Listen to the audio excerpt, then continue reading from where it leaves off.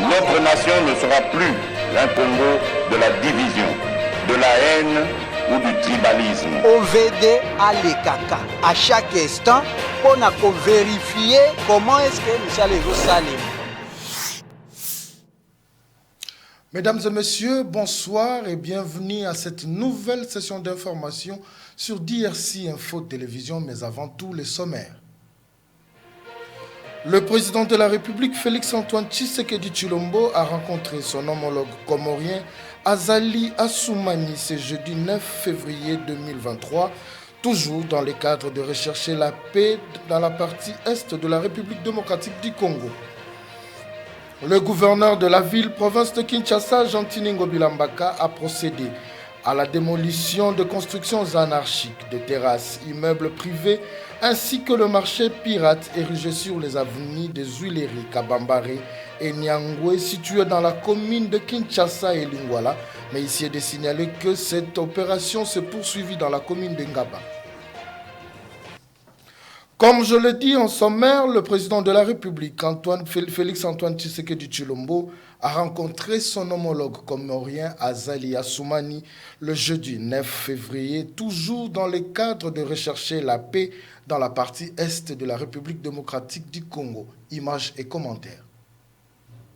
Le président de la République, Félix-Antoine Tshisekedi, poursuit sa campagne de dénonciation de la régression rwandaise auprès de la communauté internationale. En visite jeudi 9 février à Moroni, capitale des Comores, Félix Tshisekedi a dénoncé devant son homologue comorien, Azali Assoumani, le possible prochain président de l'Union africaine, le soutien de Kigali aux terroristes du M23. En dépit de l'échec des initiatives prises au niveau régional, le président congolais n'a pas abandonné la voie diplomatique pour résoudre la crise sécuritaire dans l'est de son pays. De retour d'Afrique du Sud, où il a participé à la conférence internationale minière Indaba, il a fait un détour aux Comores pour une visite d'État. Dans ses dires, il affirme ce qui suit. Partout où je suis passé, je parlais de mon pays et de cette guerre barbare que nous impose le Rwanda. Mon espoir est que mon aîné puisse y ramener la paix. Candidat ce mois de février à la tête de l'Union africaine, le président comorien a reconnu avoir échangé avec lui sur les questions de conflits en Afrique en général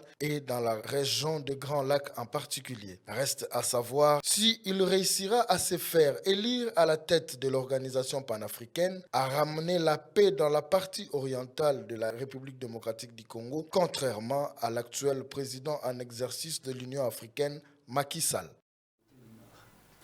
Les élections, on en parle dans cette édition. Le président de la CENI, Denis Kadima, s'est entretenu jeudi 9 février avec Stéphanie Milei, directrice adjointe de la mission au sein de l'ambassade américaine en compagnie de John Dillop, directeur de mission de l'Agence américaine pour le développement international, USAID.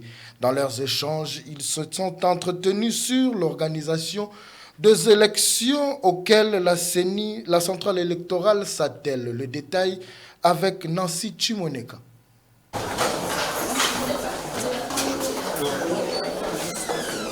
Avec l'une des phases importantes du processus qu'est la révision imminente du fichier électoral, à travers l'opération d'identification et d'enrôlement des électeurs qui a débuté le 24 décembre 2022 par la première ère opérationnelle, le président de la Commission électorale nationale indépendante CENI s'est entretenu avec la directrice adjointe des missions au sein de l'ambassade américaine en compagnie du directeur des missions de l'Agence américaine pour le développement international, jeudi 9 février 2023 au siège de la CENI. Au cours de leurs échanges, plusieurs questions ayant trait au processus électoral ont été évoquées. J'étais ici avec le député chef de mission pour l'ambassade américaine, Stephanie Miley.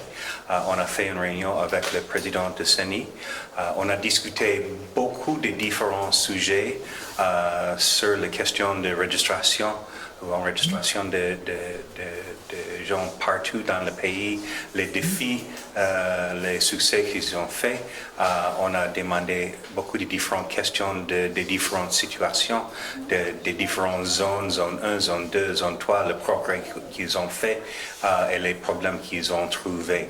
À la fin de réunion, je dois être honnête, j'étais très satisfait avec les réponses et on avoue que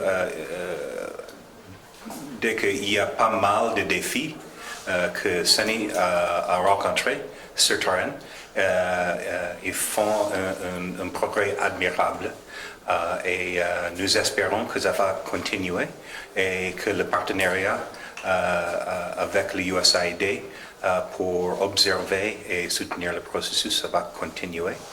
On doit dire que pour le gouvernement américain, comme observateur pour l'observation de ce processus, c'est très intéressant. Nous sommes là pour supporter une élection qui est libre, transparente et équitable. Et nous espérons que ça va se passer comme ça. Le gouvernement américain a loué les progrès réalisés par la Commission électorale nationale indépendante dans l'évolution du processus électoral tout en réitérant les soutiens de l'administration américaine pour que ces opérations aboutissent aux résultats attendus par tous.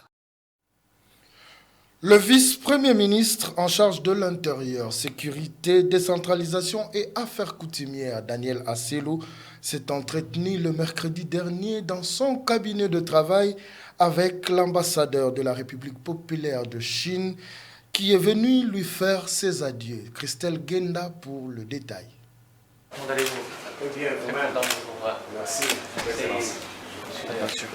Profitant de cette circonstance, un bilan a été fait en matière de la coopération sécuritaire entre la Chine et la République démocratique du Congo. Zhu Jing avoue que son État s'est dit très satisfait de cette coopération qui s'est bien déroulée grâce au dialogue qui a été de haut niveau et de qualité entre les deux pays, favorisant un climat de confiance et de compréhension. La sécurité est une question prioritaire pour la République démocratique du Congo et la Chine, a-t-il indiqué, signalant que son pays continue de travailler avec la République démocratique du Congo pour renforcer la sécurité des deux populations, et d'ajouter que la Chine soutient également la RDC politiquement dans la défense de son intégrité territoriale, au rétablissement de la sécurité dans l'est du pays et à la lutte contre les forces négatives. Oui, je suis venu dire au revoir à Monsieur le vice-premier ministre et ministre de l'Intérieur dans le cadre de ma tournée d'adieu auprès des institutions congolaises en fin de mandat, puisque je suis en fin de mandat en RDC. Et on a fait aussi un bilan avec Monsieur le vice-premier ministre en matière de la coopération sécuritaire entre la Chine et la RDC. Et nous sommes tous très satisfaits de l'état des lieux. Notre coopération en matière de sécurité est fructueuse. Et surtout, cette coopération s'est bien déroulée grâce à un dialogue de haut niveau, de bonne qualité entre nos deux pays. Ce dialogue a beaucoup favorisé la compréhension et la confiance entre nos deux. La sécurité, c'est prioritaire, que ce soit pour la RDC et aussi pour la Chine. C'est notre souci partagé. La Chine est prête à continuer à travailler avec la RDC pour renforcer notre coopération sécuritaire afin de mieux protéger nos populations chinoises et congolaises. Le gouverneur de la ville-province de Kinshasa, Jean-Tiningo Bilambaka, a procédé à la démolition de constructions anarchiques, de terrasses, immeubles privés ainsi que de marchés pirates érigés sur les avenues de Zuileri, Kabambare et Nyangwe, tous situés dans la commune de Kinshasa et de Lingwala. Judith Masengu pour le détail.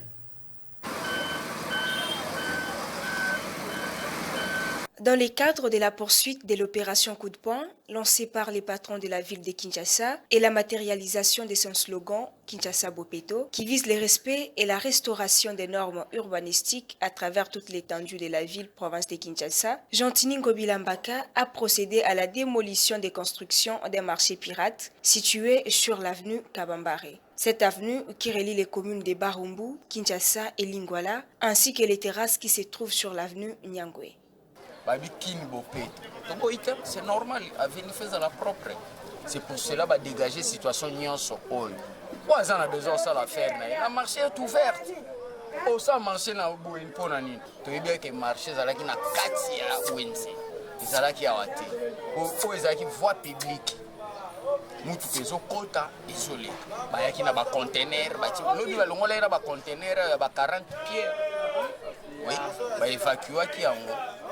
Qui donc à ce pays na travaux au eleki c'est bien à ce pays na gouverneur musala barosala na président de la république na ministère intérieur pour charger pena venir Kabambar c'est bien musala etambola ndebo. De l'autre côté, les vendeurs et les coopérants victimes se plaignent.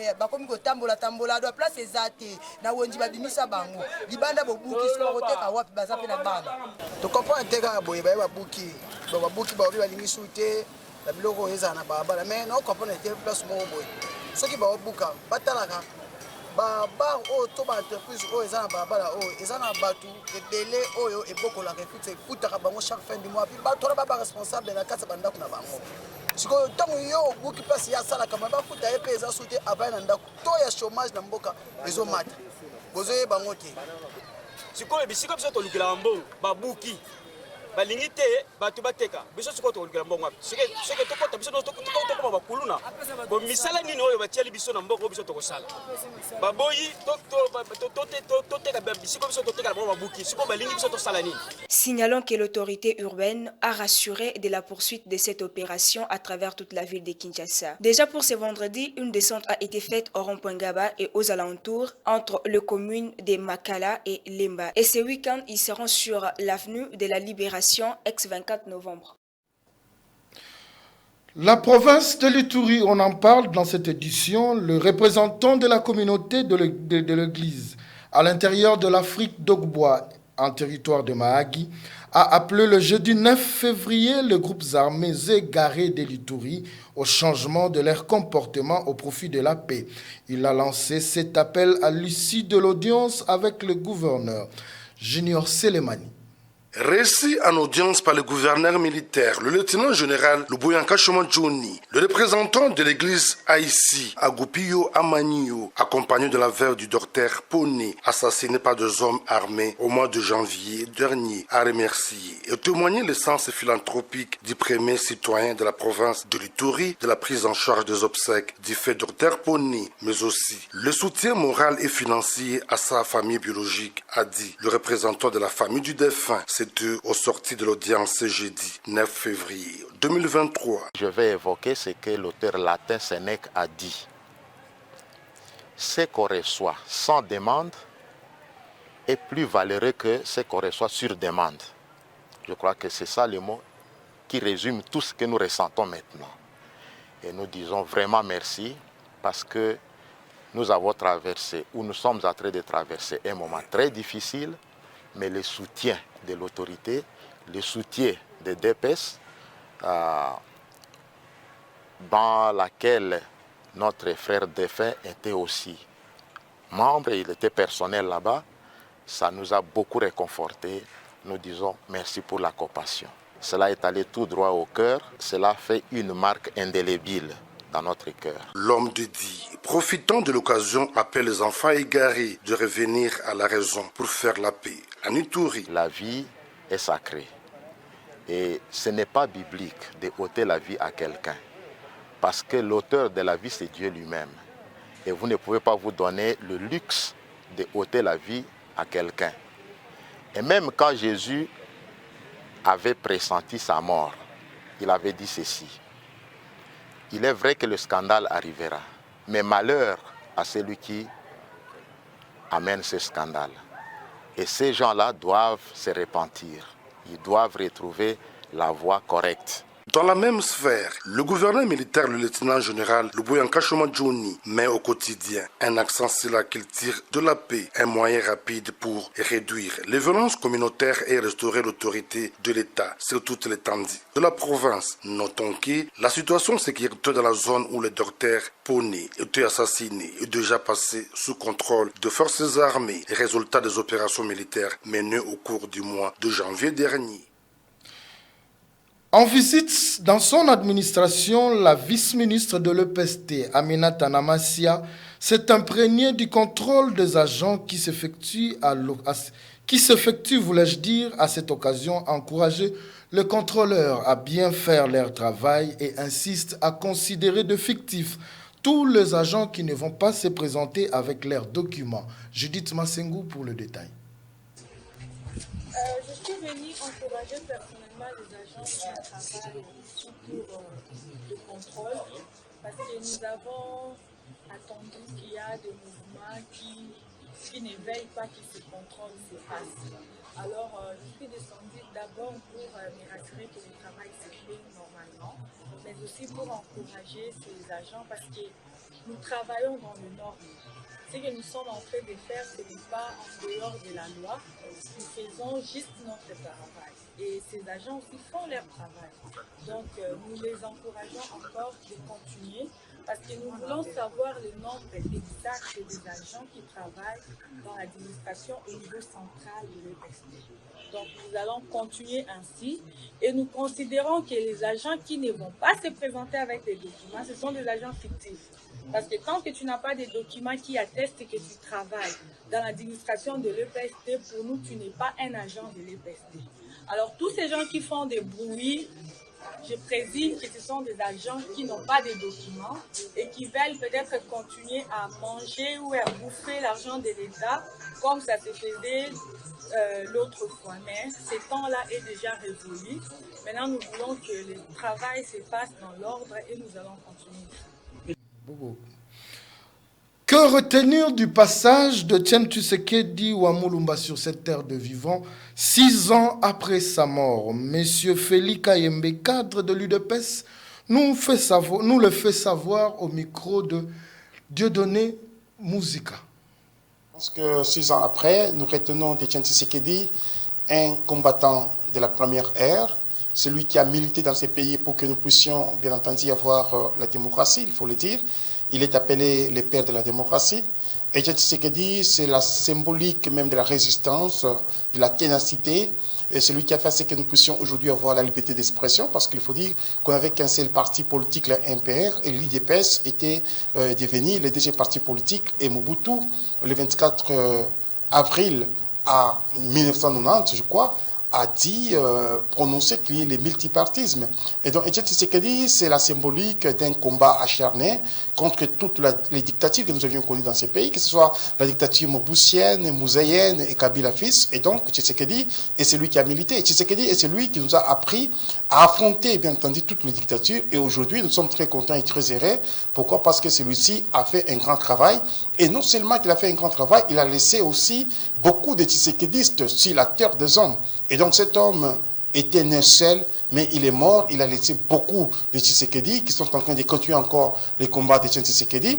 Et aujourd'hui, nous sommes en train de célébrer le 6e anniversaire, tout en étant au pouvoir, ce qui n'était pas facile.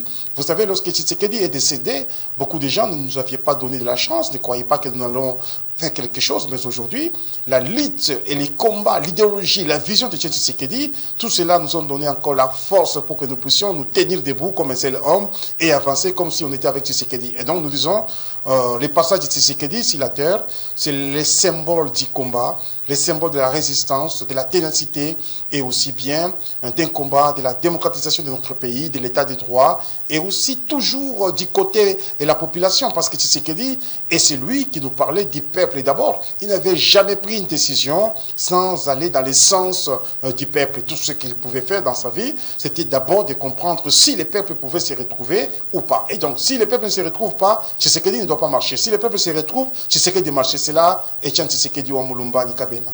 Et c'est encore un parcours, il faut le dire, parce qu'on n'a pas encore tout réalisé selon la vision de Félix Tshisekedi ou ce que Tshisekedi voulait lui-même, Etienne. Mais plutôt, aujourd'hui, nous sommes contents. Pourquoi? Parce que nous sommes en train de faire beaucoup d'efforts pour quand même répondre aux aspirations de notre peuple. Droits miniers et des hydrocarbures à l'aune des dernières réformes, c'est l'ouvrage publié par le professeur Grégoire Bakandeja pour enrichir le secteur minier et des hydrocarbures en République démocratique du Congo.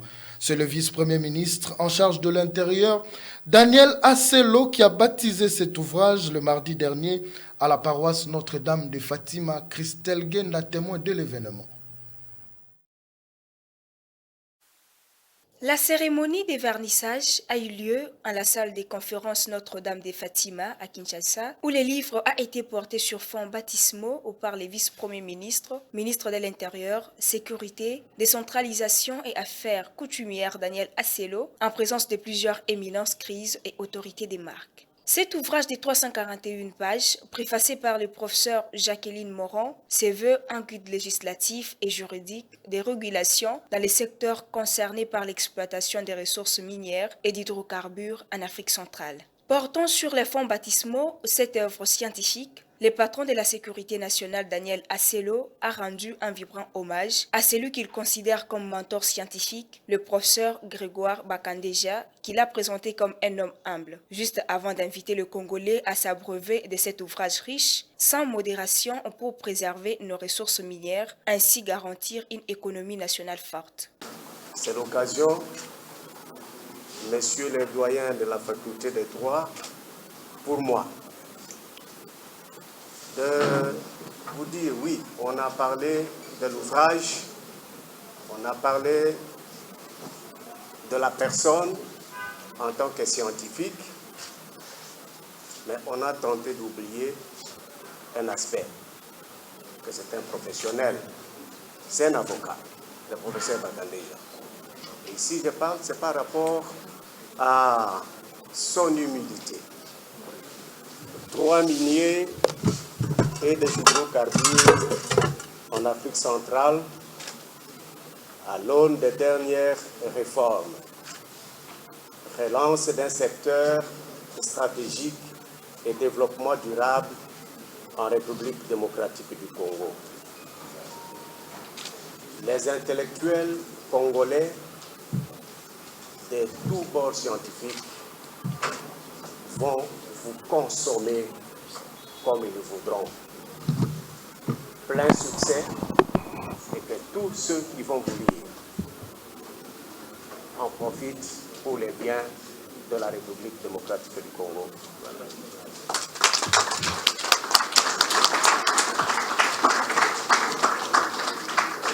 Il faut noter que ces livres tombent dans un contexte économique particulier en République démocratique du Congo où l'application effective du code minier est mise à rude épreuve. C'est sur cette note de la culture que nous mettons un point final à cette grande édition de DRC Info Télévision, mais avant tout, le rappel de titres. Le président de la République, Félix-Antoine Tshisekedi Tshilombo, a rencontré son homologue comorien Azali Assoumani ce jeudi 9 février, toujours dans le cadre de rechercher la paix dans la partie est de la République démocratique du Congo.